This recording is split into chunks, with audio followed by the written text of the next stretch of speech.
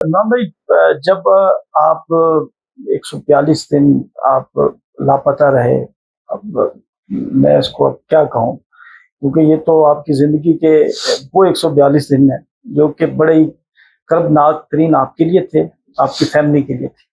आपकी वालदा, हमने ना उन्हें कभी जो है वो अदालत में देखा, ना हमने कभी उन्हें इस तरह देखा, क्योंकि वालिदा जो है उसके लिए बच्चा वो बड़ा कर्बनाक होता है, दर्दनाक होता है। तो वो क्या करती रही हैं 142 दिन? जब आप वापस आए तो क्या मनाजिर थे?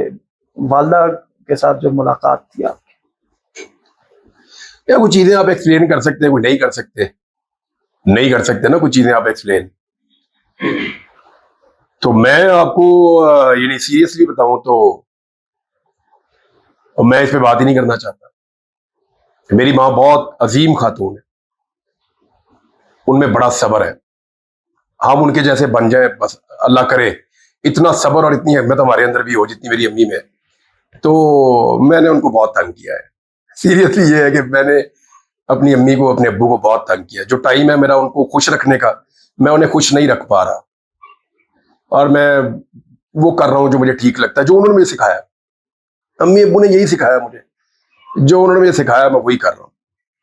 कई लोग ये सोचते हैं कि शायद ये इसमें इन कैमरों में, यूट्यूब में, सोशल मीडिया में इसमें कोई पैसा मिलता है, शायद बहुत ज्यादा। मैंने तो 1 साल काम भी नहीं किया,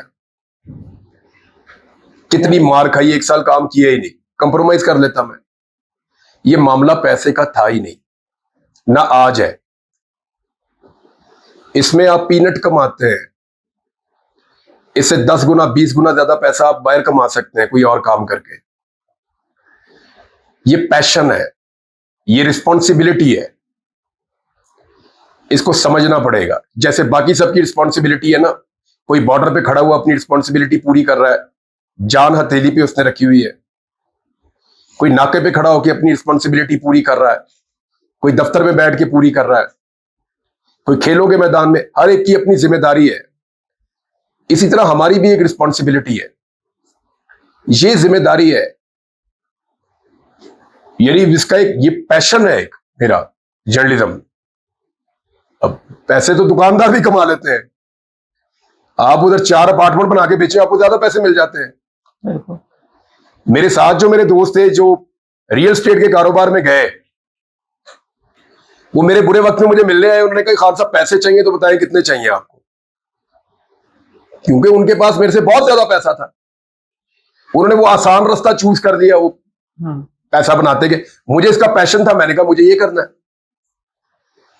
तो लोगों की गलतफहमी है, हर चीज की एक प्राइस होती है और वो आपको पे करनी पड़ती है। अच्छा इमरान भाई, इस सारे पॉडकास्ट में हम एक पार्ट जो है वो थोड़ा सा मिस कर गए हैं कि आप वो अभी पूछ ले, पीछे लगा लीजिएगा। चला जी। आपने रिपोर्टिंग की और बड़ी खतरनाक जगहों पर हमने आपको रिपोर्टिंग करते भी देखा। जब आप एंकर बने तो उस वक्त भी हमने बड़े ऐसे अहम मकामात पर, ऐसे खतरनाक मकामात पर, सियाचिन, कारगिल, फिर कच्चे के डाकू आजकल बड़े जो हैं वो उनका आजकल मार्केट में इन है। यूट्यूब चैनल भी आया हुआ उनका, शायद यूट्यूब चैनल भी आया हुआ है। तो आपने भी कच्चे का ऑपरेशन किया, तो वहां पर आपकी कोई इनसे मुलाकात हुई? इनके मुतालबात क्या हैं, ये क्या कहते क्या हैं?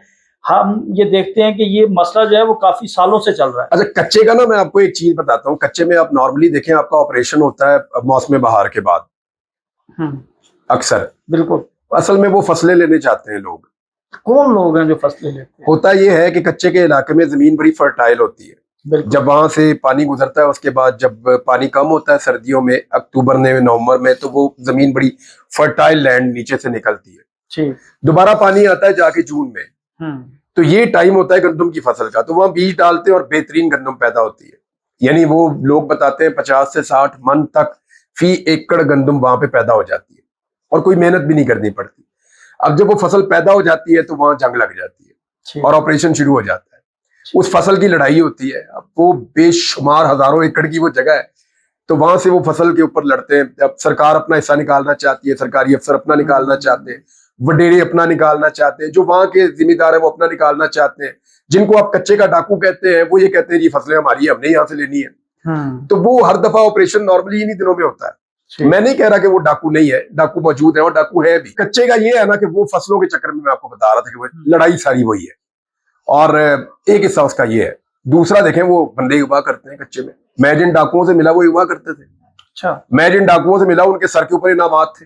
कच्चे के डाकू थे। और 2013 में मैं डाकुओं से मिला हूँ, बोरो नाम था एक का और एक का पता नहीं क्या नाम था, उनके दोनों के सर पे 10-10 लाख रुपए इनाम था उस वक्त। ठीक। और दोनों जो है वो सरेआम फिर रहे थे, और मैंने अपने कैमरे से फिल्माया कि वो जिस डाकू के ऊपर 10 लाख इनाम था, वो जो डीएसपी और एसपी के पास गाड़ी नहीं होती, वो आरकेआर जीप जो होती है, वो मोटरसाइकिल के उस गाड़ी के पास गया, उस गाड़ी से उसने असला खरीदा और असला खरीद के वापस कच्चे में चला गया। वो डाकू जिसके सर के ऊपर इनाम है, वो सिंध पुलिस के पास जाता है, उनसे असला खरीदता है, और मैं उनसे पूछ रहा था, मैंने कहा गोलियां कहां से मिलती हैं, ये क्लाशनकोव, ये हथियार, ये G3, ये वेपन तो यार ये आम आदमी को नहीं मिलते।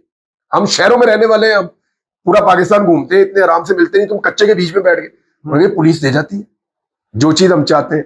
मैंने कहा जी कैसे? कहते जी बाद औकात हम उनको पेमेंट करते हैं, बाद औकात हम उनका काम करते हैं। मैंने कहा काम क्या होता है? हिस्सा होता है अगवा के अंदर पुलिस का और इंतजामिया का और लोगों का। ये सारा मिली भगत के साथ होता है, वडेरे इसके अंदर मुलव्वस है। क्यों नहीं खत्म होते? कच्चे का कोई इतना बड़ा इलाका है, कोई इतनी बड़ी साइंस है ये यार, इतनी देर में पूरा मुल्क फतह हो जाता है। हर साल ऑपरेशन होता है, कुछ भी नहीं होता। तो एक्चुअली ये ऑपरेशन होता ही नहीं, ये सिर्फ मफादात की एक लड़ाई होती है। उनको जो लोग पाल रहे हैं वो उनको प्रोटेक्ट भी कर रहे हैं। यही कच्चे के डाकू आप कच्चे में ऑपरेशन करें, वहां से निकल के कराची जाके शहरों में रहना शुरू कर देंगे, ये उधर से जाएंगे किसी और शहर में जाके रहना शुरू कर देंगे। आपको यार कभी आप सोचते थे कच्चे का एक डाकू जो है, जिसको आप डाकू कह रहे हैं, पता नहीं वो है भी या नहीं, शाहिद लोंडे, वो भाई अपना यूट्यूब चैनल चला रहा है। ना सिर्फ चला रहा है, उसके पास बेहतरीन फैसिलिटी है, HD किस्म की उसकी वीडियो आती है, और लोग उसको अच्छा वो धमकी भी लगाता है कि मुझे सब्सक्राइब करो। बल्कि उसने ताने दिए हैं लोगों को। मुझे कोई क्लिप भेजा किसी ने, वो ताने दे रहा था कि अगर आपके पास बैलेंस नहीं है तो मुझे बताओ, मैं आपका जो है वो आपको बैलेंस दिलवा देता हूँ, आपके मोबाइल में आपका पैकेज करवा देता हूँ, मुझे सब्सक्राइब करें आप और मेरी वीडियो आप देखें।